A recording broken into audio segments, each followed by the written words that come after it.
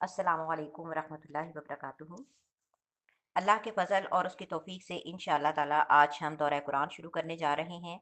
तो सबसे पहले मैं आप सबको अपनी तरफ से अन्निसा ऑनलाइन अकेडमी की पूरी टीम की तरफ से दिल की गहराइयों से खुशामदीद कहती हूँ। रब्बुल इज़्ज़त से दुआ गो हूँ कि हमारे इस सफ़र को शर्फ़ कबूलियत से नवाज़े और अल्लाह पाक इस कुरान को सीखना और सिखाना खालिसतन अपने रज़ा के लिए कबूल फ़रमाए। अल्लाह के हज़ूर दुआ गो हूँ कि वो हम सबको रियाकारी से महफूज फ़रमाए और इस मुक़द्दस किताब को सीख कर इस पर अमल करने की और इसके मुताबिक ज़िंदगियाँ बसर करने की हमें तौफ़ीक अता फ़रमाए। आमीन या रब्बुल आलमीन। आऊज़ु बिल्लाहि मिनश शैतानिर रजीम, बिस्मिल्लाहिर रहमानिर रहीम। अल्हम्दुलिल्लाहि रब्बिल आलमीन, अर्रहमानिर रहीम, मालिकि यौमिद्दीन, इय्याका नअबुदु व इय्याका नस्तईन, इहदिनस सिरातल मुस्तकीम, सिरातल लज़ीना अनअमता अलैहिम गैरिल मग़रूबि अलैहिम वलद्दाल्लीन। आमीन। तो अल्लाह ताला ने इस सूरत का आगाज़ किया है सूरतुल फ़ातिहा से। लेकिन इससे पहले हम ये जानने की कोशिश करेंगे कि कुरान पाक की तलावत के आगाज़ से पहले भी हमें कुछ करना है। सूरह नहल की आयत नंबर 98 है। उसमें अल्लाह ताला ने फरमाया फ़इज़ा क़रअतल क़ुरआन फ़स्तइज़ बिल्लाहि मिनश शैतानिर रजीम। जब आप सल्लल्लाहु अलैहि वसल्लम कुरान पढ़ने लगें तो शैतान मरदूद से अल्लाह की पनाह तलब कीजिए। यानी आपने अल्लाह की पनाह में आ जाना है। शैतान मरदूद के शर से पनाह मांगना क्यों ज़रूरी है? पनाह किसी दुश्मन से मांगी जाती है, नुकसान पहुंचाने वाली किसी चीज़ से मांगी जाती है और उससे पनाह मांगी जाती है जो उस चीज़ या दुश्मन से ज़्यादा ताकतवर होता है। सूरतुल फातिहा सूरत कुरान करीम का एक मखसूस हिस्सा जो मखसूस या मुतफरिक तालीमात, अहकामात और वाक़यात पर मुश्तमिल है। इसी तरह सूरत का मतलब होता है बुलंद मर्तबा, बढ़ाई और फजीलत। अल फातिहा हर चीज़ को फातिहा इसके अव्वल को कहते हैं। इसी तरह फतहा का मतलब खोलना भी होता है। दिबाचा, मुकद्दस, मुकदमा, पेशे लफ्ज़, ये फ़ातिहा के मतलब हैं। इसी तरह सूरह फ़ातिहा के शुरू में बिस्मिल्लाहिर्रहमानिर्रहीम इसकी तलावत का भी हुक्म है। हज़रत अब्दुल्ला बिन अब्बास रज़ियल्लाहु ताला अन्हु फरमाते हैं कि रसूलुल्लाह सल्लल्लाहु अलैहि वसल्लम सूरत के ख़त्म होने को नहीं पहचानते थे जब तक बिस्मिल्लाह नाजिल ना हुई। ये सुनन अबी दाऊद की हदीस नंबर है 788। इलामा तिबरी रहमतुल्लाह फरमाते हैं कि अल्लाह ताला ने अपने नबी मोहम्मद सल्लल्लाहु अलैहि वसल्लम को अदब सिखाया कि अपने तमाम कामों और अहम मौक़े से पहले अल्लाह ताला के अस्माउ हुस्ना और सिफ़ात आलिया का ज़िक्र करें। तो इस वजह से सूरत फ़ातिहा के शुरू में बिस्मिल्लाह पढ़िए और ये सूरत मक्की है। अब मक्की सूरतें कौन सी होती हैं कि जो हिजरत से पहले नाजिल हुई, ख्वाह वो मक्का में नाजिल हुई या कुर्ब जवार में, ठीक है। और सूरतुल फातिहा के मुख्तलिफ नाम मुख्तलिफ अहादीस में बताए जाते हैं, जैसे कि फ़ातिहतुल किताब, अस्सला, सूरह अल्हम्दुलिल्लाहि रब्बिल आलमीन, अस्सबाउल मसानी, अल कुरानिल अज़ीम, सूरह अल-हम्द, उम्मुल कुरान, उम्मुल किताब, अश-शिफ़ा, अर्रुक़िया, अद-दुआ, अल-मसला। तो ये तमाम नाम सही अहादीस से साबित हैं। सूरत फातिहा की फ़जीलत के बारे में हज़रत उबई बिन काब रज़ियल्लाहु ताला अन्हु फरमाते हैं कि रसूलुल्लाह सल्लल्लाहु अलैहि वसल्लम ने फरमाया कि अल्लाह की कसम, इस जैसी सूरत ना तौरात में नाजिल हुई, ना अंजील में, ना ज़बूर में और ना ही कुरान में इस जैसी कोई सूरत है। जामे तिर्मिज़ी की ये हदीस नंबर है 2875। इसी तरह हज़रत अब्दुल्ला बिन अब्बास रज़ियल्लाहु ताला अन्हु फरमाते हैं कि एक दफ़ा जिब्राईल अलैहिस्सलाम नबी अकरम सल्लल्लाहु अलैहि वसल्लम के पास बैठे हुए थे। तो उन्होंने अपने ऊपर ज़ोर से दरवाज़ा खुलने की आवाज़ सुनी तो सर उठाया। तो ये आसमान का ऐसा दरवाज़ा है जो आज खोला गया है, आज से पहले ये कभी नहीं खोला गया। तो उससे एक फ़रिश्ता उतरा। फिर फरमाया कि ये फ़रिश्ता ज़मीन पर उतरा है जो आज से पहले कभी नहीं उतरा। उस फ़रिश्ते ने सलाम कहा और कहा कि आपको 2 नूरों की खुशखबरी हो जो आपको दिए गए हैं। आपसे पहले वो किसी नबी को नहीं दिए गए। नंबर 1 सूरतुल फातिहा, फातिहातुल किताब और नंबर 2 सूरतुल बाक़रा की आखिरी 2 आयत। आप इन दोनों में से जो हरफ भी पढ़ेंगे वो चीज़ आपको ज़रूर अता की जाएगी। सही मुस्लिम की हदीस नंबर है 806। तो सूरतुल फातिहा ये शिफा भी है, जिसे सही बुखारी की हदीस नंबर 5007 है, जैसे کہ حضرت ابو سعید خدری رضی اللہ تعالیٰ عنہ نے ایک شخص کو جسے بچھو نے ڈسا تھا اسے سورۃ الفاتحہ کے ساتھ دم کیا تو وہ شفا یاب ہوئے، اور جب نبی اکرم صلی اللہ علیہ وآلہ وسلم کے پاس پہنچے تو ان کے سامنے اس چیز کا تذکرہ کیا، تو آپ نے فرمایا کہ تجھے کس چیز نے معلوم کروایا کہ وہ رقیہ ہے؟ اور پھر انہوں نے اس کے دم کے اوپر 30 بکریوں کی اجرت بھی وصول کی۔ تو جہاں سے یہ معلوم ہوا کہ قرآن پاک کے اوپر اجرت لینا یہ درست ہے، اس کی تعلیم کے اوپر بھی اور اس کے دم وغیرہ پر بھی۔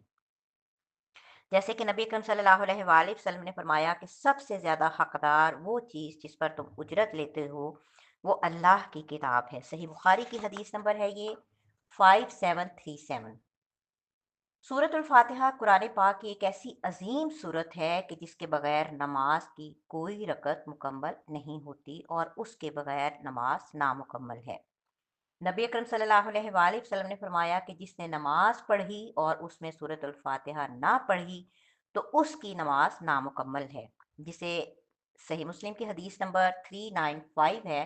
اسی طرح سورۃ الفاتحہ کو الصلاۃ کا نام دیا گیا، جیسے کہ حضرت ابو ہریرہ رضی اللہ تعالیٰ عنہ فرماتے ہیں کہ نبی اکرم صلی اللہ علیہ وآلہ وسلم نے فرمایا کہ میں نے الصلاۃ کو اپنے اور اپنے بندے کے درمیان تقسیم کیا ہے، اور میرے بندے کے لیے وہی ہے جو اس نے سوال کیا۔ جب بندہ کہتا ہے الحمدللہ رب العالمین تو اللہ تعالیٰ فرماتے ہیں حمدانی عبدی، کہ میرے بندے نے میری تعریف کی۔ اور جب بندہ کہتا ہے الرحمن الرحیم تو اللہ تعالیٰ فرماتے ہیں کہ میرے بندے نے تعریف کی، تو حمد بھی تعریف کو کہتے ہیں۔ اور جب بندہ کہتا ہے ایاک نعبد و ایاک نستعین تو اللہ تعالیٰ فرماتے ہیں مجدنی عبدی۔ اور جب بندہ کہتا ہے اہدنا الصراط المستقیم سے آخر تک تو اللہ تعالیٰ فرماتے ہیں کہ یہ میرے اور میرے بندے کے لیے ہے جو اس نے مانگا۔ یہ صحیح مسلم کی حدیث نمبر ہے 395۔ تو سورۃ الفاتحہ پورے قرآن پاک کا خلاصہ ہے، کیونکہ قرآن پاک میں بنیادی طور پر 5 مضامین بیان کیے گئے ہیں۔ نمبر 1، اللہ کی نعمتوں کو یاد کرنا۔ نمبر 2، گزشتہ انبیاء کرام علیہ السلام اور ان کی قوموں کے واقعات۔ نمبر 3، موت اور اس کے بعد کے حالات کا تذکرہ۔ اور یہ جو ہے نا یہ قرآن پاک کا بنیادی مضمون ہے، یعنی قیامت کا تذکرہ۔ نمبر 4، جس میں اللہ تعالیٰ نے احکامات بیان کیے ہیں، اوامر و نواہی بیان کیے ہیں۔ اور نمبر 5، علم المخاصمہ، جس میں گمراہ فرقوں کے عقائد بیان کیے گئے ہیں اور ان کا رد کیا گیا ہے۔ تو سورہ فاتحہ جو یہ ہے یہ ابتدا ہے اور قرآن اس کی تکمیل ہے۔ سورہ فاتحہ ایک دعا ہے اور قرآن اس کا جواب ہے۔ سورہ فاتحہ خلاصہ ہے اور قرآن اس کی تفصیل ہے۔ سورۃ الفاتحہ کے اندر اللہ تعالیٰ نے اپنے نام ذاتی نام کے ساتھ ساتھ اپنی ذاتی جو صفاتی نام ہیں ان کو بھی بیان کیا ہے۔ تو اس صورت کی ابتدا ہوتی ہے بسم اللہ الرحمن الرحیم سے، کیونکہ ہر صورت کا ایک جز ہوتا ہے۔ قرآن پاک میں ٹوٹل 115 مرتبہ بسم اللہ الرحمن الرحیم ذکر ہوئی ہے، 114 بار یعنی 113 مرتبہ مختلف صورتوں کے شروع میں، اور سورہ نمل میں اس آیت کو 2 مرتبہ ذکر کیا گیا ہے۔ تو اس طرح یہ ٹوٹل 114 مرتبہ یعنی سورہ توبہ کے شروع میں نہیں ہے، تو سورہ نمل میں 2 دفعہ جو ہے نا سورہ نمل کی آیت نمبر 30 میں آئی۔ تو اس طرح ٹوٹل 114 مرتبہ بسم اللہ الرحمن الرحیم کو قرآن پاک میں ذکر کیا گیا ہے۔ الحمدللہ رب العالمین، حمد کہتے ہیں کسی خوبی کی وجہ سے تعریف کرنے کو، اور حمد کا تعلق جو ہے قابل تعریف کارناموں سے بھی ہے، جیسے کہ اللہ تعالیٰ نے آسمان بنائے، زمینیں بنائیں، یہ اللہ کے کارنامے ہیں۔ اور اسی طرح حمد کے اندر شکر بھی آتا ہے، تو شکر کا تعلق ان خاص احسانات سے ہے جو کسی خاص ذات سے متعلق ہوں۔ تو اللہ تعالیٰ کے ہم پر بے شمار احسانات ہیں، اور یہ ایک ایسا مبارک کلمہ ہے کہ جسے اللہ تعالیٰ نے اپنی کتاب کی ابتدا کی ہے۔ نبی اکرم صلی اللہ علیہ وآلہ وسلم اپنے خطبے کا آغاز بھی الحمدللہ سے کرتے، آپ کھانا کھانے کے بعد بھی الحمدللہ کہتے، اور اسی طرح جب نیند سے بیدار ہوتے تب بھی الحمدللہ کہتے، جب سوتے تب بھی الحمدللہ کہتے، اور جب آپ کو چھینک آتی تب بھی الحمدللہ کہتے۔ تو ان تمام مواقع پر نبی اکرم صلی اللہ علیہ وآلہ وسلم سے صحیح احادیث ثابت ہیں، تو وقت کی قلت کے پیش نظر وہ احادیث یہاں پر ذکر نہیں کی جا رہی۔ اسی طرح الحمدللہ کی فضیلت کے بارے میں رسول اللہ صلی اللہ علیہ وآلہ وسلم نے فرمایا والحمدللہ تلمع المیزان، کہ الحمدللہ کہنا तराजू को भर देता है। सही मुस्लिम की हदीस नंबर है 223। तो अल्हम्दुलिल्लाह सबसे अफजल दुआ भी है, ये जामे तिरमिज़ी की हदीस नंबर 3383 है। हम्द के बाद आता है लफ्ज़ अल्लाह। ये अल्लाह ताला का ज़ाती नाम है और इसमें अल्लाह ताला की तमाम सिफ़ात भी आ जाती हैं। लफ्ज़ अल्लाह सिर्फ़ और सिर्फ़ खालिक़ कायनात के साथ ख़ास है। तो आप अंदाज़ा लगाइए कि कायनात में इंतहा दर्जे के बागी गुजरे हैं जो खुद को दाता साहब मतलब मुश्किल कुशा, हत्ता के अना रब्बुकुमुल अला का भी दावा करते थे। फिरौन कहता था ना, अना रब्बुकुमुल अला, कि मैं तुम्हारा सबसे बुलंद रब हूँ।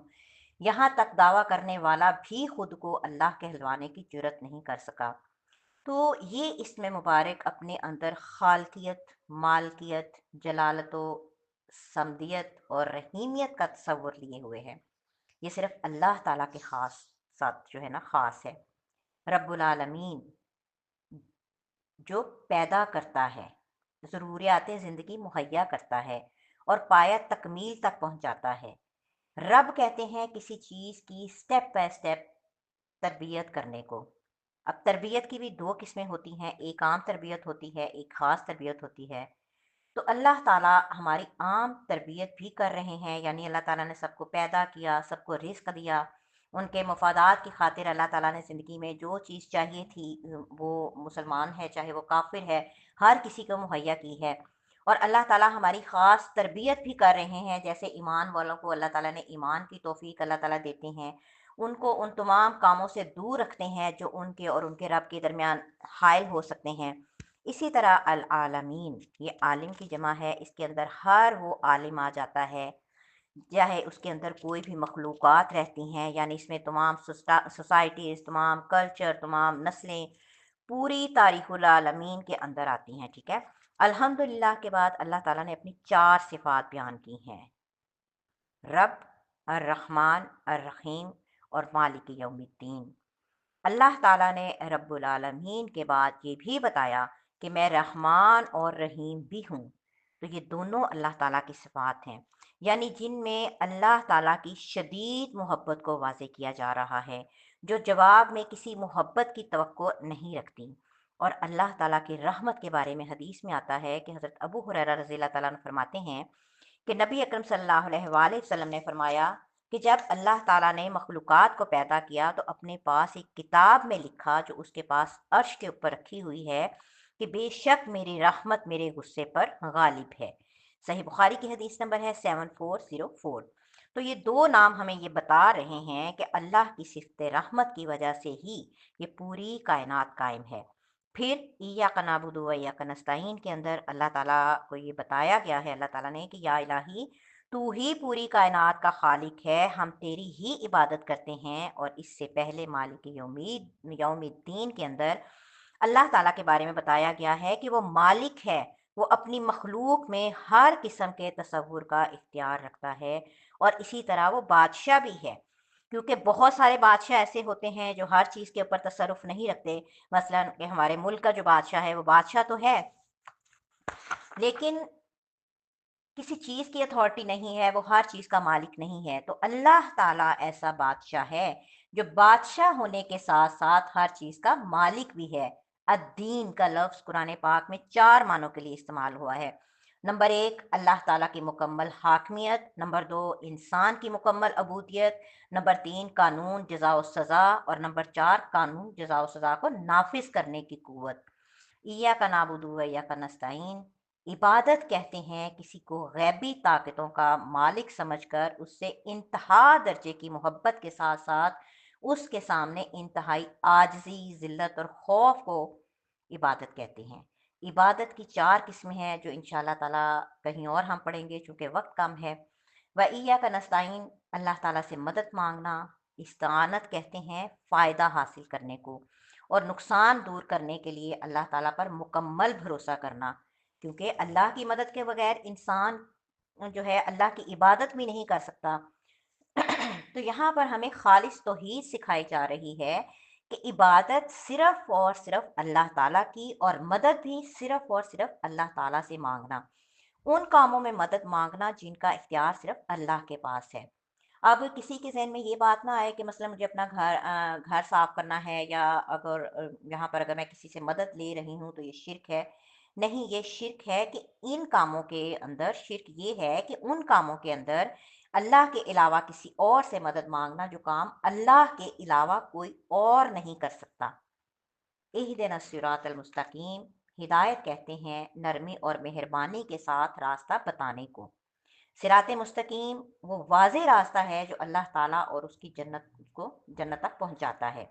और अस्सिरात असल में सिरात से निकला है, सीन रा हमज़ा और तौ, जिस मतलब अलिफ और तौ, जिसका मतलब होता है निगलना।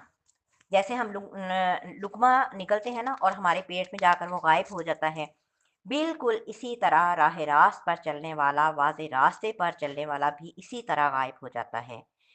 सिरात मुस्तकीम कौन सी राह है? ये दीन इस्लाम है, जिसके बारे में नबी अकरम सल्लल्लाहु अलैहि वसल्लम ने खुद भी वजाहत की है। आप सल्लल्लाहु अलैहि वसल्लम फरमाते हैं कि अल्लाह ताला ने सिरात मुस्तकीम की मिसाल बयान की। उस रास्ते की दोनों तरफ दो दीवारें हैं, जिनमें खुले हुए दरवाजे हैं और उन दरवाज़ों पर पर्दे लटके हुए हैं। और उस रास्ते के दरवाजे पर एक बुलाने वाला है जो कहता है, लोगों तुम सब इस रास्ते में दाखिल हो जाओ और टेढ़े मत होना। और एक बुलाने वाला उस रास्ते के ऊपर किनारे पर है, जब कोई इंसान और उन दरवाज़ों में से किसी को खोलना चाहता है तो वो कहता है, अफ़सोस तुझ पर, इसे मत खोल, क्योंकि अगर तू इसे खोलेगा तो इसमें दाखिल हो जाएगा। सो अस्सिरात से मुराद इस्लाम है, और दोनों दीवारें अल्लाह की हदूद हैं, और खुले दरवाजे जो हैं अल्लाह की हराम करदा चीज़ें हैं। और रास्ते की तरफ के शुरू में बुलाने वाली चीज़ अल्लाह की किताब है, और रास्ते के ऊपर किनारे वाला अल्लाह ताला का नसीहत करने वाला है, जो कि हर मुसलमान के दिल में है। ठीक है। मसनद अहमद की हदीस नंबर है 182, जामे तिरमिज़ी की हदीस नंबर है ये 2859। फिर उसके बाद इनाम याफ्ता लोगों का तज़किरा है, जिससे मुराद चार किस्म के लोग हैं। सूरह निसा की आयत नंबर 69 में बयान किया गया है, अम्बिया, सिद्दीकीन, शुहदा और सालिहीन। मग़ज़ूब अलैहिम से मुराद यहूदी हैं, और वलद्दालीन से मुराद ईसाई हैं। जैसे कि जामे तिरमिज़ी की हदीस नंबर है 2954। उसमें हज़रत अदी बिन हातिम रज़ी अल्लाह तआला फरमाते हैं कि नबी अकरम सल्लल्लाहु अलैहि वसल्लम ने फरमाया कि यहूदी वो हैं जिन पर अल्लाह का गज़ब हुआ, और ईसाई गुमराह हैं, इसी तरह उनके अंदर वो तमाम लोग भी शामिल हैं जिनके अंदर वो आदात पाई जाती हैं जो यहूदो नसारा में पाई गई थी। सूरतुल फातिहा के बाद आमीन कहने का हुक्म है, जिसका मतलब है कि इलाही कबूल फरमा, या मतलब है कि ऐसे ही कर दे।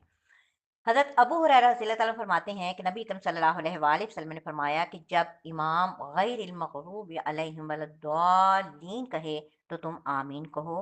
बेशक जिसका आमीन कहना फरिश्तों की आमीन कहने से मिल गया, इसके गुज़िश्ता तमाम गुनाह मुआफ़ कर दिए जाते हैं। सही बुखारी की हदीस नंबर है 782। इसी तरह सही मुस्लिम की हदीस नंबर है 404।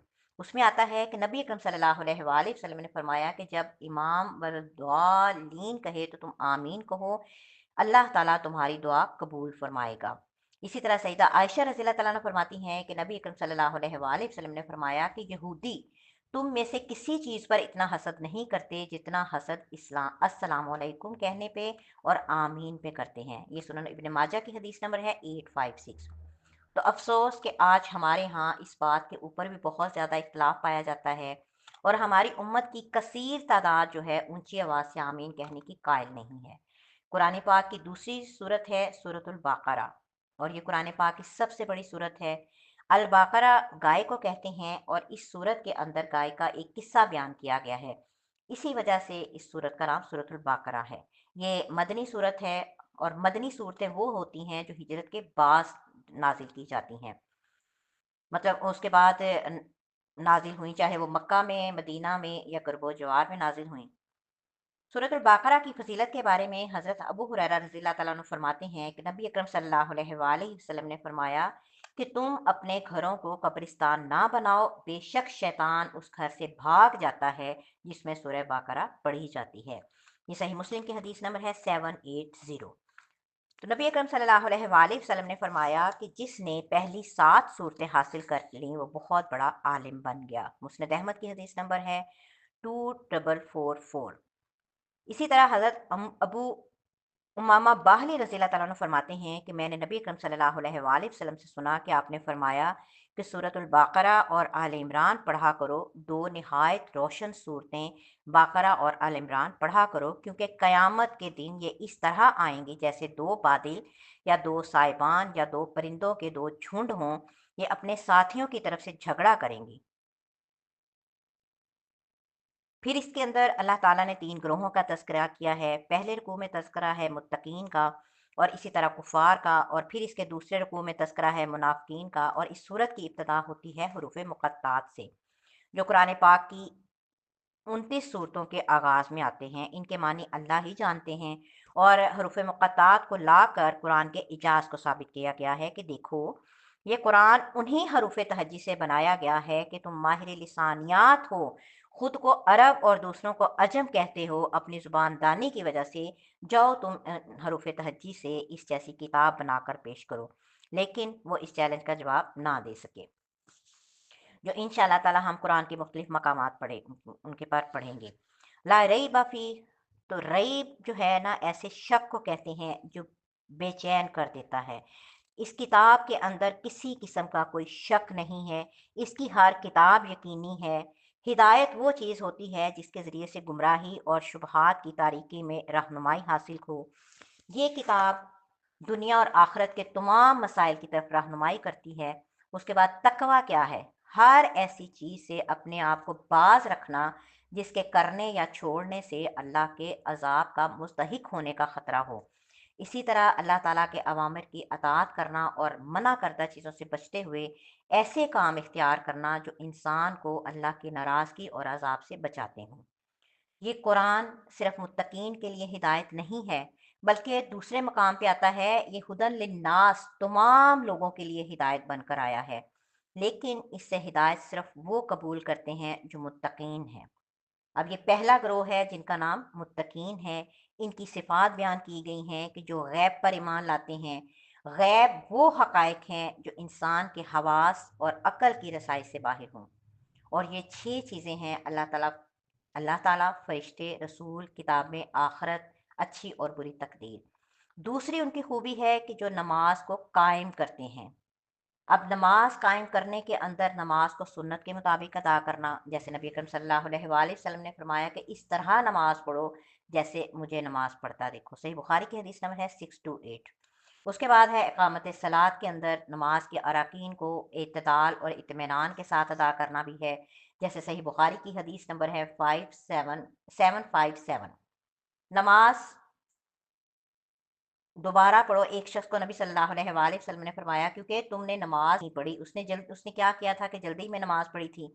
इसी तरह जमात के साथ नमाज पढ़ना को मिलाना, तो ये अकामत सलात के अंदर आता है, और इन तमाम चीज़ों को भी सही इनकी भी सही हदीस मौजूद है, जो वक्त के पेश नज़र जिक्र नहीं की जा रही। फिर उनकी तीसरी खूबी है कि रिस्क, हर उस नेमत को कहते हैं जो जिस्म या रूह की परवरिश में मददगार साबित हो, और उसके अंदर नफली और फ़र्ज़ी तमाम सदक़ात आ जाते हैं। अब यहाँ पर अल्लाह ताला ने फरमाया रज़क़नाहुम, हमने उन्हें रिज़्क दिया। इसमें अल्लाह ताला ने हकीकत की तरफ इशारा किया है कि तुम्हारे पास जो भी नेमत है वो हमारी दी हुई है, इसलिए तुम उसको हमारे ही रास्ते में खर्च करो। फिर अल्लाह ताला ने तज़किरा किया है कि वो कुरान से पहले जितनी भी किताबें नाजिल हुईं उन पर भी ईमान लाते हैं, और कुरान पर उस पर भी ईमान लाते हैं, और इसी तरह यौम आखिरत पर ईमान लाते हैं। तो ये इस्लाम के अरकान हैं और ये इस्लाम की बुनियाद है। हज़रत तलहा बिन उबैदुल्लाह रज़ी अल्लाह तआला अन्हु फरमाते हैं कि नबी अकरम सल्लल्लाहु अलैहि वसल्लम के पास अहले नजफ़ से एक आदमी आया, जिसके बाल बिखरे हुए थे। उसकी बात मतलब समझ में नहीं आई थी, और हम फिर भिन-भिन की तरह उसमें से आवाज़ सुनते थे। वो नज़दीक आया तो मालूम हुआ कि वो इस्लाम के मुताबिक उसके मुतालिक पूछ रहा है। तो आप सल्लल्लाहु अलैहि वसल्लम ने फरमाया कि इस्लाम दिन रात में 5 नमाज़ें अदा करना, ये इस्लाम है। उसने कहा कि इसके अलावा तो मेरे ज़िम्मे कुछ नहीं है। तो आप सल्लल्लाहु अलैहि वसल्लम ने फरमाया, नहीं, इल्ला ये कि तू नफ़ल पढ़े। फिर आप सल्लल्लाहु अलैहि वसल्लम ने फरमाया, और रमज़ान के रोज़े रखना। उसने पूछा कि इसके अलावा तो मेरे ज़िम्मे कुछ नहीं है। तो आप सल्लल्लाहु अलैहि वसल्लम ने फरमाया, नहीं। फिर आप सल्लल्लाहु अलैहि वसल्लम ने उसे ज़कात के बारे में बताया। تو اس نے کہا کہ اس کے علاوہ تو کچھ میرے ذمہ نہیں ہے۔ تو آپ صلی اللہ علیہ وسلم نے فرمایا کہ جو تو نفل صدقہ کرے۔ پھر وہ پیٹھ موڑ کر چلا گیا تو یہ کہتا جاتا تھا کہ اللہ نہ میں اس سے بڑھاؤں گا نہ گھٹاؤں گا۔ تو آپ صلی اللہ علیہ وآلہ وسلم نے فرمایا کہ اگر یہ سچا ہے تو اپنی مراد کو پہنچ گیا۔ صحیح بخاری کی حدیث نمبر ہے 46۔ پھر تذکرہ ہے دوسرے گروہ کا جنہیں کافر کہتے ہیں۔ کفر کا لفظی معنی ہوتا ہے چھپانا، اور کفر اس تعلیم کے انکار کو کہتے ہیں جو نبی اکرم صلی اللہ علیہ وآلہ وسلم لے کر آئے تھے۔ تو ان کے دلوں پر ان کے کفر کی وجہ سے مہریں لگی تھیں، کیونکہ نبی اکرم صلی اللہ علیہ وآلہ وسلم نے فرمایا کہ جب انسان کوئی غلطی کرتا ہے تو اس کے دل پر سیاہ دھبا لگا دیا جاتا ہے، ایک سیاہ نقطہ لگا دیا جاتا ہے، اور پھر جب وہ توبہ کرتا ہے، استغفار کرتا ہے، تو وہ سیاہ دھبا صاف کر دیا جاتا ہے اور اس کا دل صاف ہو جاتا ہے۔ لیکن اگر وہ دوبارہ سے پھر اس گناہ کو کرتا ہے تو اس کے دل پر وہ نقطے چھا جاتے ہیں، اور یہی وہ زنگ ہے جس کے بارے میں اللہ تعالیٰ نے فرمایا کہ یہی وہ زنگ ہے جو ان کے دلوں پر ان کی اپنی کمائیوں کی وجہ سے لگایا گیا۔ جامع ترمذی کی حدیث نمبر ہے 334۔ اب یہ زنگ لگا ہے، اور یہاں پر اللہ تعالیٰ نے 3 اعضاء کا ذکر کیا ہے: دل، کان اور آنکھیں۔ تو یہی وہ 3 اعضاء ہیں، یہی وہ 3 ذرائع ہیں کہ جن کے ذریعے سے انسان علم یا بھلائی کو حاصل کرتا ہے، حق کو قبول کرتا ہے یا حق کا انکار کرتا ہے۔ سورہ بقرہ کا پھر دوسرا رکوع ہے جس میں اللہ تعالیٰ نے تیسرے گروہ کا تذکرہ کیا ہے جن کا نام ہے منافق۔ منافق جو ہے یہ نفق سے نکلا ہے۔ اصل میں چوہے کی طرح ایک جانور کو کہتے ہیں جو اپنی بل کو اس طرح سے بناتا ہے کہ اس کے 2 منہ ہوتے ہیں۔ ایک منہ کو وہ چھپا کر رکھتا ہے کہ لوگوں کو پتہ نہ چلے، اور دوسرے منہ کے ذریعے سے وہ آتا جاتا ہے، اور اس نے چھپا کر رکھا ہوتا ہے۔ تو منافق کو بھی منافق اس لیے کہتے ہیں کہ وہ 2 رخا ہوتا ہے۔ ظاہری طور پر تو اس کا لوگوں کے سامنے ایک اور چہرہ ہوتا ہے، اور باطنی طور پر اس کا اور چہرہ ہوتا ہے۔ تو نفاق کی 2 قسمیں ہیں۔ ایک ہوتی ہے اعتقادی نفاق ہوتا ہے جو انسان کو دائرہ اسلام سے خارج کر دیتا ہے، اور ایک عملی نفاق ہوتا ہے کہ جس سے انسان دائرہ اسلام سے تو خارج نہیں ہوتا لیکن اس میں منافقت پائی جاتی ہے، جیسے کہ نبی اکرم صلی اللہ علیہ وآلہ وسلم نے فرمایا کہ منافق کی 3 نشانیاں ہیں: جب بات کرتا ہے تو جھوٹ بولتا ہے، جب اس کے پاس امانت رکھوائی جائے تو خیانت کرتا ہے، اور جب وعدہ کرتا ہے تو خلاف ورزی کرتا ہے۔ تو منافقت کی ابتدا جو تھی نا، یہ غزوہ بدر کے بعد ہوئی تھی۔ صحیح بخاری کی حدیث نمبر ہے 33۔ اب یہ منافق ادھر سے مسلمانوں کے ساتھ ہونے کا دعویٰ کرتے تھے اور دوسری طرف کفار کے ساتھ ہونے کا دعویٰ کرتے تھے۔ تو اللہ تعالیٰ نے یہاں پر کفار کے سرداروں کو شیاطین کا نام دیا ہے، کیونکہ شیطان وہ چیز ہوتی ہے جو ہر خیر سے دور ہوتی ہے۔ اسی طرح ہر سرکش اور فسادی شخص جو ہے وہ بھی شیطان کہلاتا ہے۔ پھر اللہ تعالیٰ نے منافقین کی کچھ مثالیں بیان کی ہیں کہ ایک آگ جلانے والے کی طرح ان کی مثال ہے، کہ آگ جلانے والے سے مراد نبی اکرم صلی اللہ علیہ وآلہ وسلم ہے۔ یعنی جب ان کے لیے ہر چیز واضح ہو گئی تو پھر اس کے بعد انہوں نے دوبارہ سے اپنی منافقت کی وجہ سے حق کا انکار کر دیا۔ اسی طرح آیت نمبر 19 اور 20 میں منافقین کے ایک دوسرے گروہ کا تذکرہ کیا گیا ہے جو کہ بظاہر مسلمان ہو گئے تھے لیکن عقیدہ کی کمزوری کی وجہ سے وہ شک میں مبتلا ہوئے تھے، کیونکہ دین اسلام کے اندر شروع میں تو محنت کرنی پڑتی ہے، اور پھر آخر میں پھر اللہ تعالیٰ اس کا ریوارڈ اور اس کا انعام عطا کرتے ہیں۔ تو اللہ تعالیٰ نے یہاں پر منافقین کی مثالیں بیان کر کے ہمیں روکا اور بتایا کہ یہ بھلائی کو سننے سے بہرے ہیں، یہ بھلائی کو کہنے سے گونگے ہیں، اور حق کو دیکھنے سے یہ اندھے ہیں۔ اس کے بعد تیسرا رکوع ہے، کیونکہ اس سے پہلے تمہید تھی۔ قرآن جو ہدایت کا سرچشمہ ہے، اسے ماننے یا نہ ماننے والوں کی 3 اقسام جو ہیں بیان کی گئیں۔ اب یہاں سے آگے قرآن پاک کی دعوت کا جو حقیقی مقصد تھا وہ شروع ہو رہا ہے، جس کے لیے اللہ تعالیٰ نے تمام انبیاء کرام علیہ السلام کو دنیا میں بھیجا، تمام آسمانی کتابیں نازل کیں، اور وہ مقصد ہی ہمارا مقصد حیات ہے جو کہ اللہ کی توحید کا پرچار اور اللہ کی عبادت ہے۔ اللہ تعالیٰ نے یا ایہا الناس کے ذریعے سے خطاب کیا کہ تم سب لوگوں کو یہ حکم ہے کہ تم اللہ کی عبادت کرو، کیونکہ میں تم سب کا رب ہوں، میں نے ہی تمہیں پیدا کیا، میں ہی تمہاری پرورش کرتا ہوں، اور میں ہی تمہیں پایا تکمیل تک پہنچاؤں گا۔ پھر اللہ تعالیٰ نے اپنی کچھ صفات بیان کی ہیں، اور پھر اس کے بعد قرآن کے اعجاز کو ثابت کرنے کے لیے اللہ تعالیٰ نے عرب کو چیلنج کیا، اور اللہ تعالیٰ کا ہمیشہ سے نا یہ ایک دستور رہا ہے کہ جس دور میں جس چیز کا چرچا ہوتا تھا، اللہ تعالیٰ وہی والا معجزہ انبیاء کرام علیہ السلام کو عطا کرتے، تاکہ لوگوں کو پتہ چل جائے کہ اس نبی نے جو چیز ہمارے لیے سامنے پیش کی ہے وہ ہماری طاقتوں سے باہر ہے، لہٰذا یہ کسی انسان کے بس میں نہیں بلکہ یہ رب العالمین کی طرف سے ہے۔ تو چونکہ عربوں کو اپنی زبان دانی پر بڑا فخر تھا، اس وجہ سے اللہ تعالیٰ نے نبی اکرم صلی اللہ علیہ وآلہ وسلم کو قرآن جیسا معجزہ دیا اور ان کو چیلنج کیا کہ تم اس کتاب جیسی کوئی ایک صورت لے آؤ۔ یہ چیلنج قرآن پاک میں انشاءاللہ تعالی ہم مختلف جگہوں پر پڑھیں گے۔ پہلے ان کو پورے قرآن پاک کا چیلنج کیا گیا جو 15ویں پارے میں انشاءاللہ تعالی پڑھیں گے، پھر 10 صورتوں کا چیلنج کیا گیا جو ہم انشاءاللہ تعالی 12ویں پارے میں پڑھیں گے، پھر ایک صورت کا چیلنج کیا گیا جو کہ یہاں پر ہے، اور پھر اسی طرح ان کو چیلنج کیا گیا اس جیسی ایک بات ہی لے آؤ جو انشاءاللہ تعالی ہم 27ویں پارے میں پڑھیں گے۔ تو جب وہ اس چیلنج کا جواب نہ دے سکے اور اللہ تعالیٰ نے ساتھ ہی بتا بھی دیا تھا کہ تم ایسا نہیں کر سکتے، کیونکہ یہ قرآن اللہ کی طرف سے آیا ہے، کسی انسان کے پاس کی یہ بات نہیں ہے۔ اور پھر نبی اکرم صلی اللہ علیہ وآلہ وسلم کے ذریعے سے بھی قرآن کے اعجاز کو ثابت کیا گیا، کیونکہ آپ پڑھنا لکھنا نہیں جانتے تھے، اس کے باوجود اتنا عظیم کلام پیش کیا کہ جس سے یہ ثابت ہوا کہ یہ کسی انسان کے بس کی بات نہیں ہے۔ تو قرآن کو نہ ماننے والوں کو جہنم کے عذاب سے ڈرایا گیا اور بتایا گیا کہ نبی اکرم صلی اللہ علیہ وآلہ وسلم نے فرمایا کہ تمہاری آگ جہنم کی آگ کے 70 حصوں میں سے ایک حصہ ہے۔ صحیح بخاری کی حدیث نمبر ہے 3265۔ پھر اللہ تعالیٰ نے فسق کا تذکرہ کیا ہے۔ فسق بھی ایک وہ ہوتا ہے جو انسان کو دائرہ اسلام سے خارج کر دیتا ہے، اور دوسرا فسق وہ ہوتا ہے جو دائرہ اسلام سے خارج نہیں کرتا۔ اور اس کے ساتھ ہی اللہ تعالیٰ نے ایک مثال بیان کی کہ جس کے ذریعے سے یہ ثابت کیا کہ ہر چیز میری مخلوق ہے، میں کسی بھی چیز کی مثال بیان کر سکتا ہوں، کسی چھوٹی سے چھوٹی چیز کی مثال میری شان میں کمی نہیں کرتی۔ اور پھر اللہ تعالیٰ نے تعلقات کو جوڑنے کا حکم دیا ہے، چاہے وہ انسان کا اپنے رشتہ داروں کے ساتھ تعلق ہے یا غیر رشتہ داروں سے تعلق ہے۔ تو نبی اکرم صلی اللہ علیہ وآلہ وسلم نے فرمایا کہ جب اللہ تعالیٰ رشتہ داری کو اللہ تعالیٰ نے پیدا کیا تو رحم کھڑا ہو گیا اور کہا کہ میں اس بات سے تیری پناہ چاہتا ہوں کہ لوگ مجھے کاٹ دیں گے۔ تو اللہ تعالیٰ نے فرمایا کیا تو اس بات پر راضی نہیں ہے کہ جو تجھے جوڑے گا میں بھی اسے جوڑوں گا، اور جو تجھے کاٹے گا میں بھی اسے کاٹ دوں گا۔ صحیح بخاری کی حدیث نمبر ہے 4830۔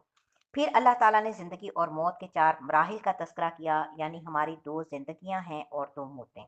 ایک موت وہ موت جب ہم نہیں تھے، اور ایک وہ موت جو اس زندگی کے بعد ہمیں آئے گی، ایک ہماری یہ والی زندگی، اور ایک جو مرنے کے بعد ہماری زندگی ہوگی۔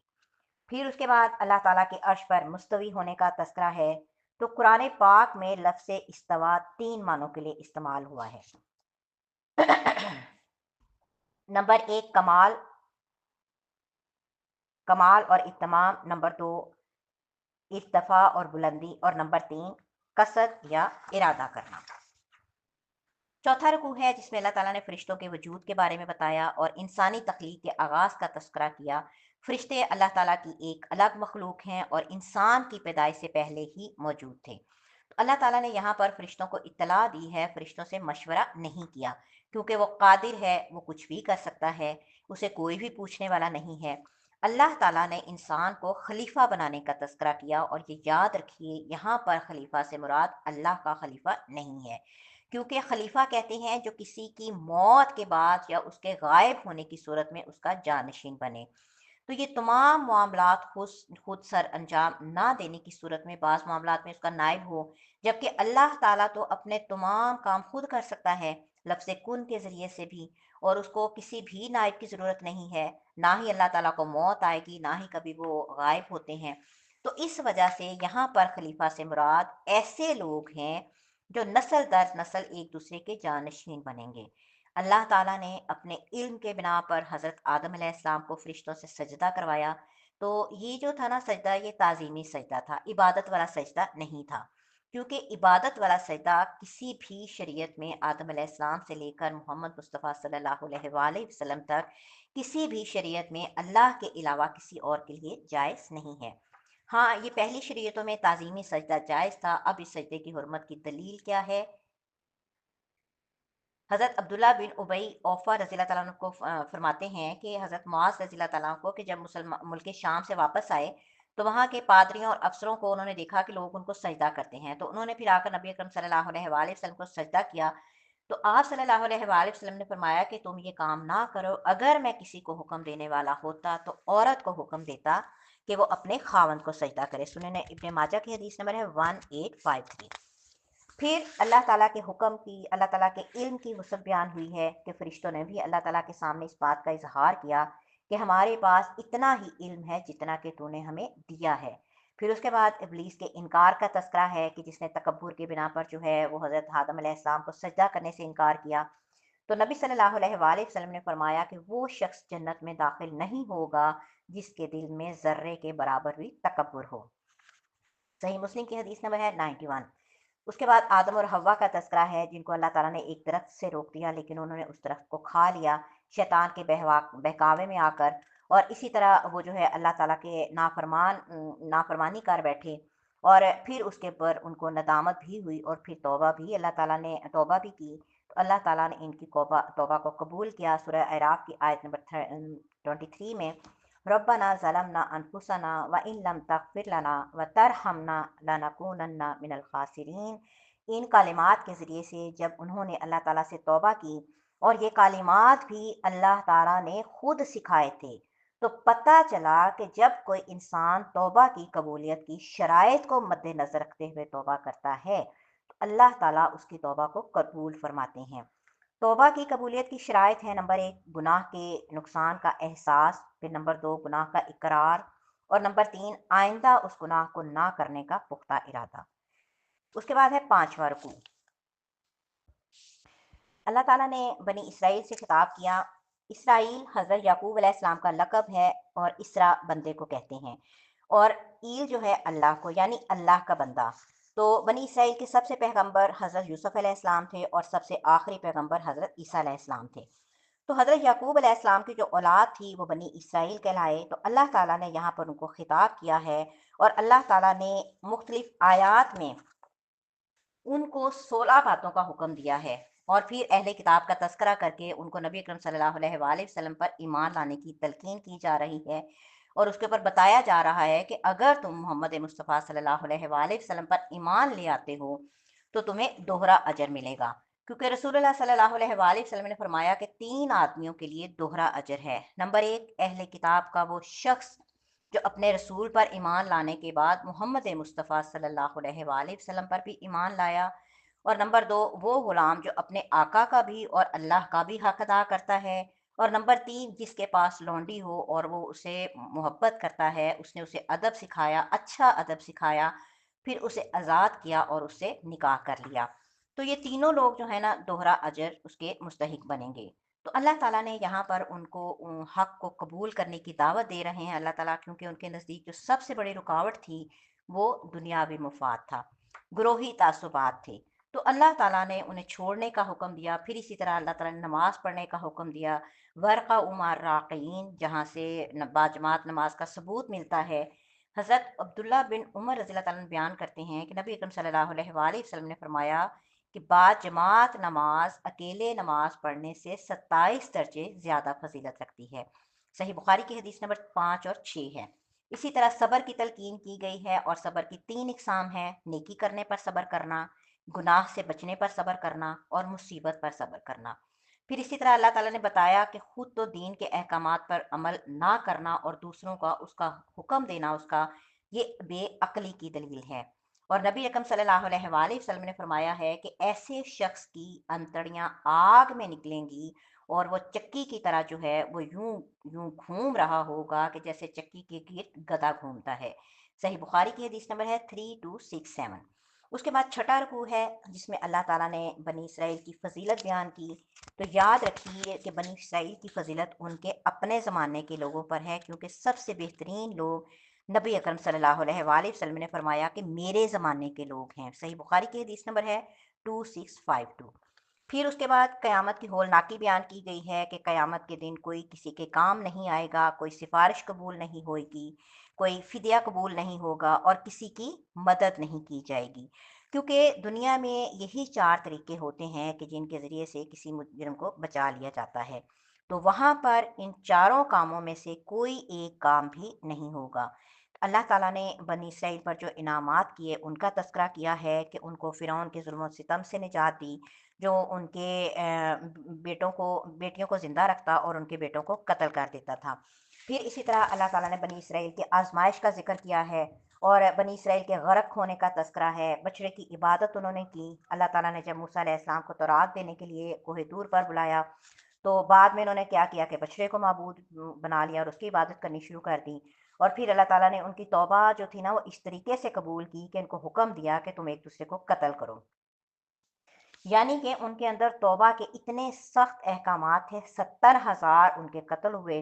तो फिर अल्लाह ताला ने उनकी तौबा कबूल की।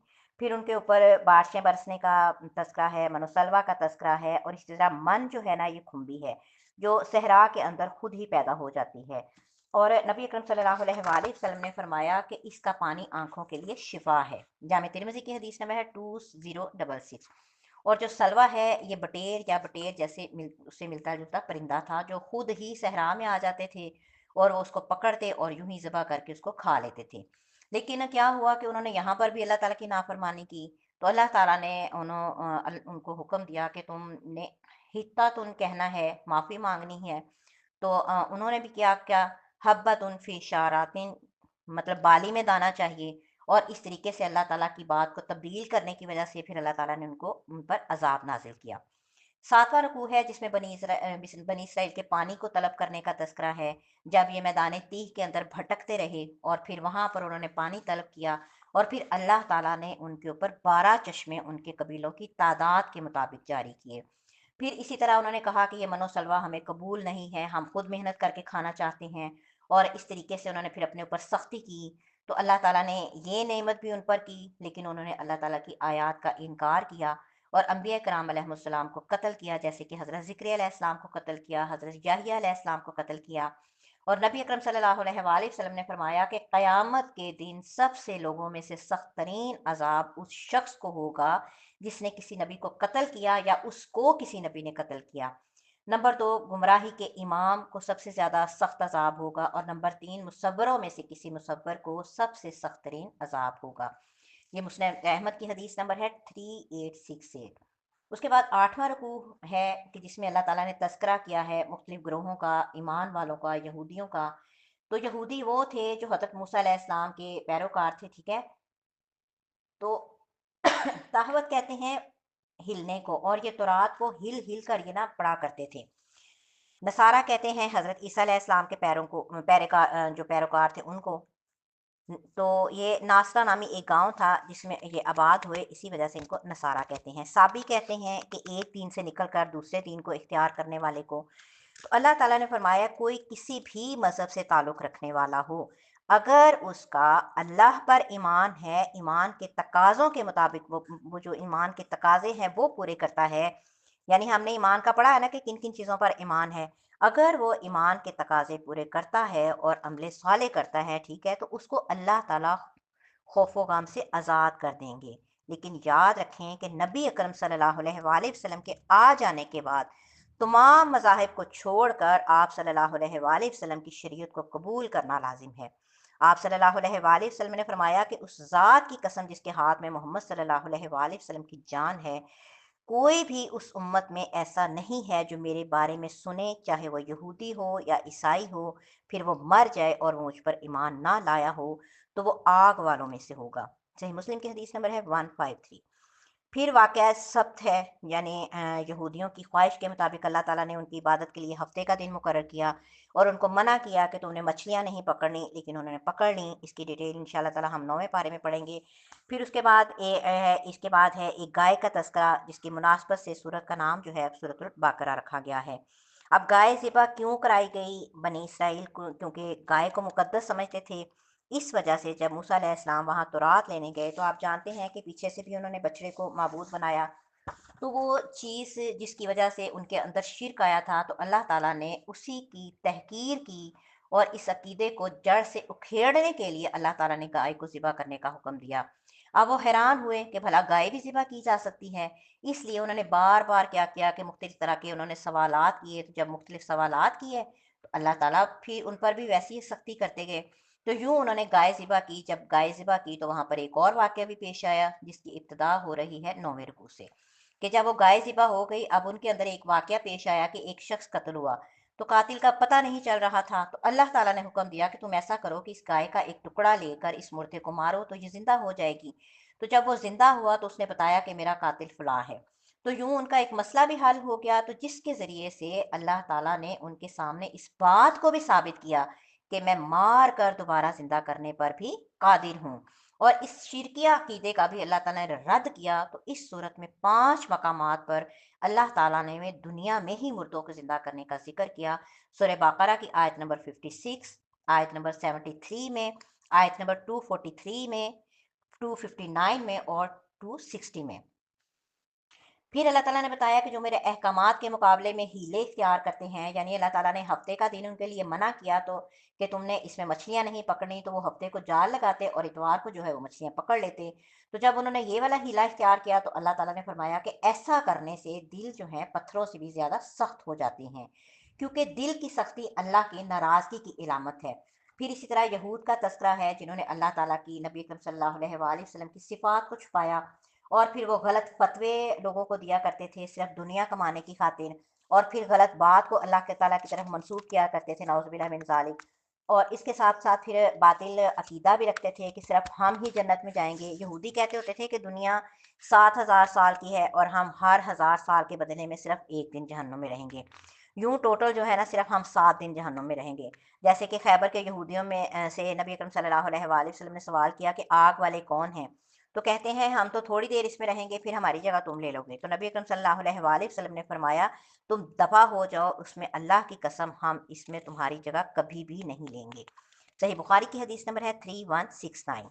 اس کے بعد 10واں رکوع ہے، اللہ تعالیٰ نے تذکرہ کیا ہے بنی اسرائیل سے لیے گئے وعدوں کا، اور یہ وہ احکامات ہیں جو تمام شریعتوں کے اندر پائے جاتے تھے، کیونکہ ہر دور میں دین کے جو بنیادی اراکین تھے نا اور احکامات تھے وہ ایک ہی تھے، باقی جو شریعتیں تھیں وہ مختلف ہوتی تھیں، کہ پہلے اللہ تعالیٰ نے حقوق اللہ کو بیان کیا، پھر اس کے بعد اللہ تعالیٰ نے حقوق العباد کو بیان کیا ہے۔ اس میں سب سے پہلے والدین کے ساتھ حسن سلوک کا تذکرہ کیا گیا ہے، کیونکہ نبی اکرم صلی اللہ علیہ وآلہ وسلم نے فرمایا کہ سب سے افضل عمل لا الہ الا اللہ ہے، اور پھر اس کے بعد دوسرے نمبر پر والدین کے ساتھ اچھا سلوک کرنا ہے۔ صحیح بخاری کی حدیث نمبر ہے 527۔ پھر اسی طرح اچھی بات کو کہنا، جو اچھی بات کہنا اس کو بھی صدقہ کہا گیا ہے، نیک عمل اس کو بھی صدقہ کہا گیا ہے۔ اچھی بات کیا ہے؟ اچھی نیکی کا حکم دینا، برائی سے روکنا، یہ سب صدقے میں آتا ہے۔ تو یہود کا رویہ اور ان کا انجام بتایا گیا ہے کہ اللہ تعالیٰ نے ان کو جن چیزوں سے منع کیا انہوں نے وہی کام کیے، خود ہی اپنے لوگوں کو قتل کرتے، ان کو قیدی بناتے اور پھر خود ہی ان کو فدیہ دے کر چھڑا لیتے تھے۔ تو پھر اس کا انجام کیا ہوا؟ مدینے میں یہودیوں کے 3 قبائل تھے، بنو نذیر، بنو قینقاع اور بنو قریظہ آباد تھے۔ بنو نذیر اور بنو قینقاع کو جلا وطن کیا گیا، اور بنو قریظہ جو تھے جب انہوں نے مسلسل عہد شکنی کی تو ان کے 600 مردوں کو اور ایک عورت کو جو کہ فوجی تھی ان کو قتل کیا گیا، باقی ان کے بچوں کو اور عورتوں کو اور بوڑھوں کو قیدی بنایا گیا۔ اس کے بعد 11واں رکوع ہے جس میں اللہ تعالیٰ نے پھر تذکرہ کیا کہ میں نے بنی اسرائیل کی طرف مسلسل انبیاء بھیجے، لیکن اتنے انبیاء آنے کے باوجود بھی ان کے رویے کیسے تھے کہ مسلسل تکبر اور ظلم میں آگے ہی بڑھتے گئے، اور انہوں نے اللہ تعالیٰ کی نافرمانیاں کرنے میں کوئی بھی کسر نہیں چھوڑی۔ عیسیٰ علیہ السلام کے معجزات کا تذکرہ ہے جو انشاءاللہ تعالیٰ ہم تیسرے پارے میں بھی 7ویں پارے میں بھی پڑھیں گے۔ پھر اللہ تعالیٰ نے بتایا کہ یہ اہل کتاب نبی اکرم صلی اللہ علیہ وآلہ وسلم کی بعثت سے پہلے جب یہ عرب کے مشرکین سے شکست کھا جاتے تو یہ دعا کیا کرتے تھے کہ اللہ آخری نبی کو جلد ظاہر فرما تاکہ ہم ان کے ساتھ مل کر ان کافروں پر غلبہ حاصل کریں۔ لیکن جب نبی اکرم صلی اللہ علیہ وآلہ وسلم مبعوث ہو گئے تو ضد اور عناد کی وجہ سے، حسد کی وجہ سے وہ ایمان نہ لائے، اور بہانہ کیا لگایا کہ ہم تو صرف تورات کے مکلف ہیں، ہمارے تو دل بھر چکے ہیں، اب اس کے اندر کسی اور چیز کو داخل کرنے کی کوئی گنجائش ہی نہیں ہے۔ تو اللہ تعالیٰ نے رد کیا کہ تم جھوٹ بول رہے ہو، اگر تمہارا تورات پر ایمان ہوتا تو تم نبیوں کو قتل نہ کرتے، اگر تمہارا تورات پر ایمان ہوتا تو تم بچڑے کو معبود نہ بناتے۔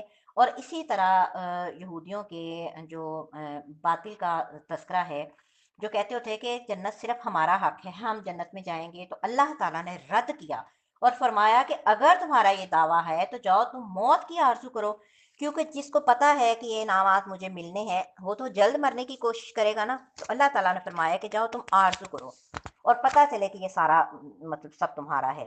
اور پھر ان کی زندگی کی ہرس کے بارے میں بتایا گیا ہے کہ یہ جھوٹ بول رہے ہیں، مرنا تو دور کی بات ہے، یہ چاہتے ہیں کہ 1000 سال ہماری عمر ہو جائے۔ تو اللہ تعالیٰ نے فرمایا کہ اگر کوئی 1000 سے 50,000 سال بھی زندہ رہ لے، یہ کثرت کی وجہ سے عدد بول رہی ہوں، ورنہ قرآن پاک میں یہ 50,000 سال جو بات ہے نا یہ نہیں آئی۔ تو اللہ تعالیٰ نے فرمایا کہ اگر کسی کی اتنی بھی زندگی ہو جائے، عذاب سے مطلب اس کو چھٹکارا نہیں ہے۔ بار بار کو ہے جہاں پر اللہ تعالیٰ نے تذکرہ کیا ہے اہل کتاب کی جبرائیل علیہ السلام کے ساتھ دشمنی کا۔ حضرت عبداللہ بن سلام رضی اللہ عنہ فرماتے ہیں کہ جب نبی اکرم صلی اللہ علیہ وآلہ وسلم مدینہ میں تشریف لائے تو انہوں نے آپ کی تشریف آوری کے بارے میں سنا، تو وہ آپ کے پاس آئے اور آ کر کہا کہ میں آپ سے 3 باتیں پوچھتا ہوں جن کا جواب پیغمبر کے علاوہ کوئی نہیں دے سکتا۔ پہلی بات پوچھی کہ قیامت کی پہلی نشانی کیا ہے، دوسری بات پوچھی جنتی جنت میں جا کر سب سے پہلے کیا کھائیں گے، تیسری بات پوچھی کہ بچے کی مشابہت ماں یا باپ سے کیسے ہوتی ہے۔ تو آپ صلی اللہ علیہ وسلم نے فرمایا کہ ابھی ابھی جبرائیل علیہ السلام نے مجھے یہ باتیں بتائی ہیں۔ تو حضرت عبداللہ رضی اللہ تعالیٰ عنہ نے کہا کہ جبرائیل علیہ السلام نے؟ تو آپ نے فرمایا ہاں۔ کہا کہ سارے فرشتوں میں سے وہی تو یہودیوں کا دشمن ہے۔ تو آپ صلی اللہ علیہ وسلم نے یعنی پھر پڑھی کہ کل من کان عدو ولی جبرائیل، یہ والی حدیث صحیح بخاری کی حدیث نمبر 448 ہے۔ قیامت کی پہلی نشانی کیا ہے کہ آگ جو لوگوں سے ان کو مشرق سے مغرب کی طرف اکٹھا کرے گی۔ دوسری نشانی کہ جنتی جنت میں سب سے پہلے مچھلی کے جگر کا جو بڑا ہوا حصہ ہے وہ کھائیں گے۔ اور تیسرے سوال کا جواب یہ تھا کہ جب مرد کا پانی سبقت لے جائے تو مرد کے ساتھ بچے کی مشابہت ہوتی ہے، اور جب عورت کا پانی سبقت لے جائے تو پھر بچے کی مشابہت جو ہے ماں کے ساتھ ہوتی ہے۔ تو جب یہودیوں نے جبرائیل علیہ السلام کے بارے میں یوں کہا تو اللہ تعالیٰ نے جواب دیا کہ جو میرے کسی دوست کے ساتھ دشمنی رکھے تو میں اس کے ساتھ اعلان جنگ کرتا ہوں، میں بھی اس کا دشمن ہوں۔ صحیح بخاری کی حدیث نمبر ہے 6502۔ پھر اسی طرح تذکرہ ہے جادو کا۔ جادو کہتے ہیں کسی چیز کو، سحر لفظ بولا گیا ہے تو سحر جو ہے کسی چیز کو اس کی اصلیت سے بدل دینا جادو کہلاتا ہے۔ تو یہ ایک ایسا عمل ہے کہ جس کے ذریعے سے شیطان کی قربت یا اس کی مدد حاصل کی جاتی ہے۔ علامہ ابن قیم رحمہ اللہ فرماتے ہیں کہ جادو خبیث جنات کے ذریعے کیا جاتا ہے، یعنی کہ اللہ تعالیٰ کے علاوہ خبیث جنات سے مدد طلب کی جاتی ہے، جس سے مطلب لوگوں پر منفی اثرات جو ہے وہ مرتب ہوتے ہیں۔ تو یہ جادو کفر ہے، جادو کرنے والا بھی کافر ہے، کروانے والا بھی۔ قرآن نے کہا ہے کہ جادو کفر ہے اور اس کا سب سے بڑا مقصد ہوتا ہے میاں بیوی کے درمیان لڑائی ڈلوانا یا دوسروں کو نقصان پہنچانا۔ تو جو یہودی تھے انہوں نے بھی نبی کریم صلی اللہ علیہ وآلہ وسلم کا جب مقابلہ نہ ہوا، یعنی وہ دلائل سے جب وہ ہار گئے تو جادو ٹونے کے پیچھے پڑ گئے۔ تو لبید بن عاصم یہ ایک یہودی تھا، اس نے نبی اکرم صلی اللہ علیہ وآلہ وسلم کی کنگھی مبارک اور اس سے نکلنے والے بالوں پر اس نے جادو کیا تھا، اور اس نے ایک نر کھجور کے خوشے کے غلاف میں اس کو رکھا اور ذی عروان نامی کنویں کی تہ میں بڑے پتھر کے نیچے اس کو دبایا تھا اور پھر اس کو نکلوایا گیا۔ اس کے بعد تیسرا رکوع ہے کہ جہاں یہود کی شرارتوں کا تذکرہ ہے، کیونکہ یہ ہمیشہ سے ہی نبی اکرم صلی اللہ علیہ وآلہ وسلم کے گستاخ رہے، اس لیے انہوں نے جیسے پہلے نبیوں کی گستاخی کی، نبی اکرم صلی اللہ علیہ وآلہ وسلم کی بھی گستاخی کی، اور رائنا کے لفظ کو بگاڑ کر رائنا لفظ کہتے ہیں، جس کا مطلب ہوتا ہے کہ ہمارے چرواہے، یا نعوذ باللہ یہ لفظ گالی کہلاتا تھا۔ تو اللہ تعالیٰ نے مسلمانوں کو منع کیا کہ ان کے اقوال و افعال میں تم نے مشابہت اختیار نہیں کرنی، کیونکہ رسول اللہ صلی اللہ علیہ وآلہ وسلم نے فرمایا کہ جو کسی قوم کی مشابہت اختیار کرے گا وہ انہی میں سے ہوگا۔ سنن ابی داؤد کی حدیث نمبر ہے 4031۔ چاہے وہ اقوال و افعال میں مشابہت ہو، چاہے وہ کاموں کے اندر مشابہت ہے، چاہے وہ کھانے پینے لباس میں مشابہت ہے، تو افسوس کہ آج ان کی مشابہت کو ہم فخر محسوس کرتے ہیں۔ انہوں نے جو فیشن اختیار کیا ہم نے وہی، وہ لمبی قمیضیں پہننے لگے تو ہم نے لمبی پہننے شروع کر دیں، وہ چھوٹی پہننے شروع کی انہوں نے تو ہم نے بھی چھوٹی، انہوں نے ایک بازو کاٹ لیے ہم نے بھی کاٹ لیے، وہ بازو ننگی انہوں نے کر لی ہم نے بھی ننگی کر دیں۔ تو جو فیشن انہوں نے کیے ہم نے وہ اختیار کیے۔ تو آج ہم ان سے بھی آگے بڑھ گئے، تو اللہ تعالیٰ ہمیں محفوظ فرمائے۔ اس کے بعد پھر نسخ کا تذکرہ ہے۔ नसख का लफ्ज़ी मानी होता है किसी बात को मिटाना या नकल करना, यानी बाद में आने वाले अहकामात के ज़रिए से पहले जो अहकामात हैं उनको ख़त्म कर देना। तो यहूदी जो थे ना ये नसख का इनकार करते थे, हालाँकि इनकी अपनी शरीयत के अंदर नसख मौजूद था। कुरान के साथ नसख भी हो सकता है, जैसे कि पहले ज़िना की सज़ा ये थी कि ज़ानी को घर में ही बंद किया जाता था।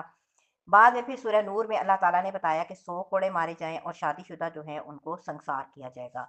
तो कुरान पाक के साथ सुन्नत भी मनसूख हो जाती है, जैसे कि जो दूसरा पारा है, उसमें इंशाअल्लाह ताला हम पढ़ेंगे कि अगर कोई रोज़े की हालत में मगरिब के बाद सो जाता तो उसका रोज़ा शुरू हो जाता था, लेकिन अल्लाह ताला ने फिर उसकी इजाज़त दे दी। इसी तरह सुन्नत के साथ सुन्नत का नस्ख़ भी मौजूद है। यानी पहले अल्लाह ताला के नबी अकरम सल्लल्लाहु अलैहि वसल्लम ने कब्रों की ज़ियारत से मना किया और बाद में फिर कब्रों की ज़ियारत की इजाज़त दे दी। फिर यहूदियों और उसके बाद ईसाइयों के एक बातिल मुकान जो उनका गुमान है उसका तज़किरा है। वो कहते थे कि जन्नत में सिर्फ़ हम जाएँगे। तो अल्लाह ताला ने फरमाया कि ऐसा नहीं है। और फिर इस्लाम की फ़ज़ीलत बयान की गई है कि जो इस्लाम लाएगा अल्लाह उसे खौफ व गम से आज़ाद रखेंगे। इसी वजह से नबी अकरम सल्लल्लाहु अलैहि वसल्लम ने फरमाया कि इस्लाम अपने से पहले गुनाहों को मिटा देता है। सही बुखारी की हदीस नंबर है 121, ठीक है। उसके बाद चौथा रुकू है कि यहूदी ईसाई और मुशरिकीन अपने दीन पर फख्र करते थे और दूसरों के दीन की नफी करते थे। तो अल्लाह ताला ने बताया कि ये बात दुरुस्त नहीं है। फिर मसाजिद से रोकने वालों के जुल्म को बयान किया, उसको उसको जो मसाजिद से रोकते हैं उनको जालिम कहा गया है। फिर इसी तरह नमाज में किबला रुख होने का तस्करा है, क्योंकि फ़र्ज नमाज के लिए सवारी से उतरना लाजिम है, नफल नमाज सवारी पर पढ़ सकते हैं। नबी अकरम सल्लल्लाहु अलैहि वसल्लम मक्का से मदीना आते हुए अपनी ऊँटनी पर नफल नमाज पढ़ते थे, उसका जिधर भी होता था उसके बारे में ये आयत हुई थी। सही मुस्लिम की हदीस नंबर है 700। फ़अयनमा तवल्लु तवल्लु फसम्मा वजहुल्लाह। फिर अल्लाह ताला ने बताया कि ज़मीन और आसमान को बगैर नमूने के और बगैर मादे के पैदा करने वाला और ईजाद करने वाला हूँ। अल्लाह की औलाद बनाने वालों को रद्द किया गया है कि अल्लाह पाक है, वो ज़मीन और आसमान का मालिक है, सब उसके फरमाबरदार हैं। वो ज़मीन और आसमान को बगैर नमूने के ईजाद करने वाला है, वो लफ्ज़ कुन के ज़रिए से भी कर गुजरने वाला है। उसके लिए उसको औलाद की ज़रूरत नहीं है, इसलिए उसको औलाद की ज़रूरत नहीं है। फिर नबी अकरम सल्लल्लाहु अलैहि वसल्लम के औसाफ बयान हुए हैं कि आपको हक के साथ इस दुनिया में भेजा गया है। आपको मानने वालों को जन्नत की खुशखबरियाँ सुनाने वाले हैं आप, और ना मानने वालों को जहन्नुम के अज़ाब से डराने वाली हैं। यहूद और नसारा के बारे में बताया गया है जिन्होंने मुसलमानों को गुमराह करने की हर मुमकिन कोशिश की है। तो अल्लाह ताला ने उनको दावत दी कि आओ तुम भी मोहम्मद मुस्तफ़ा सल्लल्लाहु अलैहि वसल्लम के दीन की पैरवी करो, और आपको रोका कि आपने उनकी ख्वाहिशात की पैरवी नहीं करनी, क्योंकि अगर आप इनकी ख्वाहिशात की पैरवी करेंगे तो आपके मुकाबले में आपको कोई भी बचाने वाला नहीं होगा। फिर किताब की तिलावत करने वालों की तारीफ की गई है कि जो किताब को जैसे पढ़ने का हक है वैसे पढ़ते हैं। तो नबी अकरम सल्लल्लाहु अलैहि वसल्लम ने फरमाया, कुरान को अपनी आवाज़ों से मुज़य्यन करो। सुनन अबी दाऊद की हदीस नंबर 1468 है। यहाँ पर मैं आपको एक और बात जो मैं स्टार्ट में आपको कहना भूल गई वो ये है कि क्योंकि अगर हम साथ साथ कुरान पाक की जो है अरबी जो है अगर हम साथ उसको पढ़ेंगे तो इसके साथ लेक्चर जो है ना वो साथ साथ बहुत लंबा हो जाएगा, ठीक है।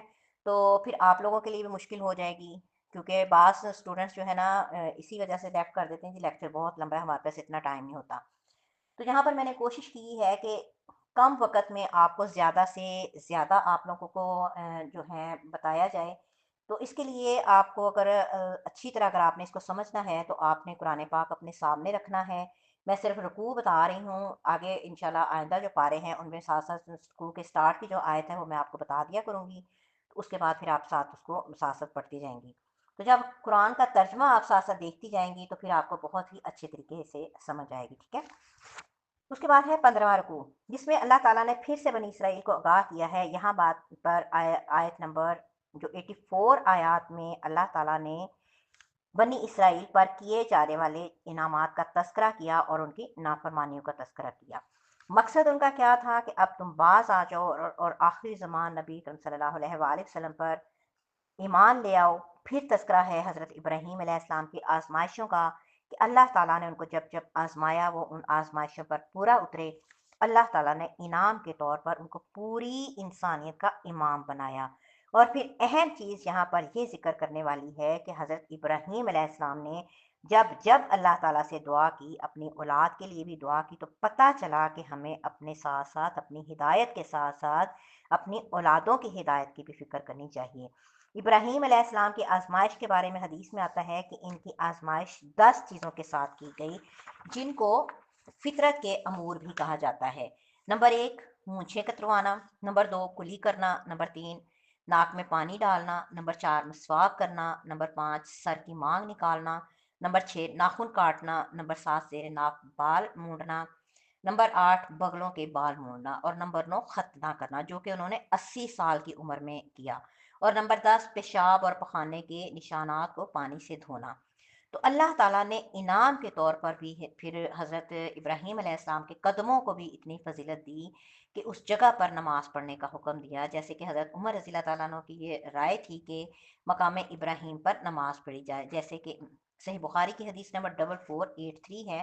تو اللہ تعالیٰ نے ہر حاجی اور ہر عمرہ کرنے والے کو حکم دیا کہ جب تک وہ مقام ابراہیم پر 2 رکعت نماز نہیں پڑھے گا، اس کا عمرہ اور حج مکمل نہیں ہے۔ اور یہ وہ جگہ ہے، یہ وہ پتھر ہے جس پر کھڑے ہو کر ابراہیم علیہ السلام نے خانہ کعبہ کو تعمیر کیا تھا۔ پھر مساجد کی صفائی کا حکم ہے، ٹھیک ہے، اور اللہ تعالیٰ نے حکم دیا تھا کہ میرے گھر کو بتوں کی گندگی سے پاک کر دیں۔ پھر ابراہیم علیہ السلام کی دعا کا تذکرہ ہے، جس میں انہوں نے مکہ کے لیے امن کی دعا کی اور مکہ کے لیے انہوں نے رزق کی دعا کی، تو اللہ تعالیٰ نے ان کی دعا کو قبول کیا۔ تو آج آپ جانتے ہیں کہ امن کی انتہا ہے کہ وہاں پر آپ کسی جانور کو بھی قتل نہیں کر سکتے، وہاں پر آپ شکار نہیں کر سکتے، وہاں کا درخت نہیں کاٹ سکتے، وہاں کی گھاس نہیں اکھیڑ سکتے۔ ایون زمانہ جاہلیت میں بھی اس کا اتنا اہتمام کیا جاتا کہ اگر کوئی اپنے باپ کے قاتل کو بھی دیکھ لیتا تو وہاں پر بھی وہ اس سے بدلہ نہیں لیتا تھا۔ اور پھر آپ دیکھیے کہ دنیا کی سب سے زیادہ جو مطلب دنیا کے اچھے پھل ہیں، وہ سب سے پہلے وہاں پہنچائے جاتے ہیں۔ اور پھر انہوں نے جب اللہ کے گھر کو تعمیر کیا تو پھر اپنے رب سے اپنے اس عظیم عمل کی قبولیت کی دعا کی، تو جہاں سے ہمیں یہ سبق سکھایا گیا ہے کہ عمل جتنا بھی عظیم ہو، اس کی قبولیت کے تمہیں صرف اللہ کے سامنے ضرور جھکنا چاہیے، عمل کر کے تمہارے اندر تکبر نہیں آنا چاہیے۔ کہا کہ یا الہی ہمارا عمل قبول فرما لیجئے، ہمیں اور ہماری اولاد کو اپنا فرما بردار بنائیے، ہمیں عبادت کے طریقے سکھائیے، ہماری توبہ قبول فرمائیے، اور ان میں ایک ایسا رسول بھیجیے جو انہی میں سے ہو۔ اسی لیے نبی کریم صلی اللہ علیہ وآلہ وسلم نے فرمایا کہ میں اپنے باپ ابراہیم علیہ السلام کی دعا اور بھائی عیسیٰ علیہ السلام کی بشارت ہوں۔ اس کے بعد پھر نبوت کے 4 فرائض کا تذکرہ ہے، یعنی نبی کی یہ ڈیوٹی ہوتی ہے کہ وہ کتاب کی تلاوت کریں، کتاب کی تعلیم دیں، حکمت کی تعلیم دیں۔ حکمت سے مراد حدیث ہوتی ہے، اور لوگوں کا تزکیہ کریں، تزکیہ نفس، یعنی ان کو گناہوں کی گندگیوں سے پاک کریں، ان کے اخلاق کی اصلاح کریں۔ 16واں اور چھٹا رکوع ہے کہ اللہ تعالیٰ نے بتایا کہ ہر وہ شخص بے وقوف ہے جو ابراہیم علیہ السلام کے دین سے روگردانی کرتا ہے، کیونکہ ابراہیم علیہ السلام کی دین کی یہ خاصیت تھی کہ انہوں نے اللہ کی حاکمیت کو تسلیم کیا تھا، خود کو اللہ کا عبد اور غلام مانا تھا، خود کو اللہ کے سپرد کر دیا تھا۔ تو یہی اسلام ہے، اور وہ دین کے لیے ہر قربانی دینے کے لیے تیار ہو گئے تھے۔ پھر اس کے بعد حضرت یعقوب علیہ السلام کا تذکرہ ہے، کیونکہ نبی علیہ السلام کے علاوہ باقی انبیاء حضرت یعقوب علیہ السلام کی اولاد میں سے ہی تھے، کہ انہوں نے اپنی اولاد کو توحید پر ثابت قدم رہنے کی تلقین کی کہ تمہارا خاتمہ ہو تو توحید پر، کیونکہ نبی اکرم صلی اللہ علیہ وآلہ وسلم نے فرمایا کہ اعمال کا دار و مدار خاتمے پر ہے۔ صحیح بخاری کی حدیث نمبر ہے 6493۔ اور تمام انبیاء پر ایمان لانے کا حکم ہے، یعنی نبی کریم صلی اللہ علیہ وآلہ وسلم نے فرمایا کہ تمام انبیاء کرام علیہ السلام اللہ بھائی ہیں، ان کی مائیں مختلف ہیں، ماؤں سے مراد شریعتیں ہیں، اور ان کا دین ایک ہے۔ اللہ بھائی جو ہوتے ہیں جن کا باپ ایک ہو اور ماں مختلف ہو۔ صحیح بخاری کی حدیث نمبر ہے 3443۔ تو تمام انبیاء کرام علیہ السلام پر ایمان لانا لازم ہے۔ دل کا تذکرہ ہے صبغت اللہ کا، اللہ اکبر، اللہ کا رنگ، تو اے اللہ ہمیں اپنے رنگ میں رنگ لیجئے۔ صبغت اللہ سے مراد دین اسلام یا وہ فطرت ہے کہ جس پر اللہ نے لوگوں کو پیدا کیا، کیونکہ جب کوئی یہودیت کو اختیار کرتا تو وہ بھی اس کو غسل دیتے، اور جو عیسائیت کو اختیار کرتا وہ بھی ایک زرد رنگ اس کے ماتھے پر ملتے، یا نئے جو بچہ پیدا ہوتا اس کے ساتھ بھی وہ یہی رویہ اختیار کرتے۔ تو اللہ تعالیٰ نے بتایا کہ ایسا کرنے کی ضرورت نہیں ہے، اصل تمہیں وہ رنگ اختیار کرنا ہے، اس فطرت پر چلنا ہے جس پر اللہ تعالیٰ نے تمہیں پیدا کیا، اور وہ فطرت توحید ہے۔ پھر اللہ تعالیٰ نے بتایا کہ یہودیوں اور عیسائیوں کا رد کرتے ہوئے وہ یہ سمجھتے تھے کہ ہمارے باپ دادا نبی تھے، ہمیں بس کوئی عمل کرنے کی ضرورت نہیں ہے۔ تو آج ہمارے بھی یہی رویے ہیں، خاندان سے صرف ایک کو دین سکھا کر، ایک کو مولوی بنا کر ہم یہ سمجھتے ہیں کہ ہم جنت کے ٹھیکیدار بن گئے ہیں۔ تو ان کا بھی یہی رویہ تھا۔ تو اللہ تعالیٰ نے فرمایا کہ یاد کر رکھو، اگر عمل درست نہیں ہے تو نسبت کام نہیں آئے گی۔ تمہارا باپ نبی ہے، دادا نبی ہے، تم نبی کے بیٹے ہو، اگر عمل درست نہیں ہے تو پھر تمہاری نجات نہیں ہے۔ نبی اکرم صلی اللہ علیہ وآلہ وسلم نے فرمایا کہ جس کے عمل نے اسے پیچھے رکھا، اس کا نسب اسے آگے نہیں بڑھا سکے گا۔ صحیح مسلم کی حدیث نمبر 2699 ہے۔ اور اس کی دلیل حضرت ابراہیم علیہ السلام کا جو باپ بیٹا اتنا جلیل القدر پیغمبر ہے، لیکن باپ جہنمی ہے، نسبت کام نہیں آ رہی۔ نوح علیہ السلام کا بیٹا آنکھوں کے سامنے غرق کیا گیا ہے، باپ اولو العزم پیغمبر ہے، نسبت کام نہیں آئی۔ نوح علیہ السلام کی لوط علیہ السلام کی بیوی آنکھوں کے سامنے ہلاک کی گئی ہے، نسبت کام نہیں آئی۔ تو آج ہمارا فلاں مولوی کے ساتھ تعلق اور ہم کہتے ہیں کہ جی صرف ہم امت محمدیہ کے فرد ہیں، ہمیں صرف عشق رسول کا دعویٰ ہے، تو پھر ہم جنت پر چلے جائیں گے۔ تو یاد رکھیے، یہ محض خام خیالی ہے۔ جب تک عمل محمد مصطفیٰ صلی اللہ علیہ وآلہ وسلم کے طریقے کے مطابق نہیں ہوگا، نجات نہیں ہوگی۔ اللہ تعالی ہم سب کو اپنے اعمال جو ہے سنت کے مطابق ڈھالنے کی توفیق عطا فرمائے۔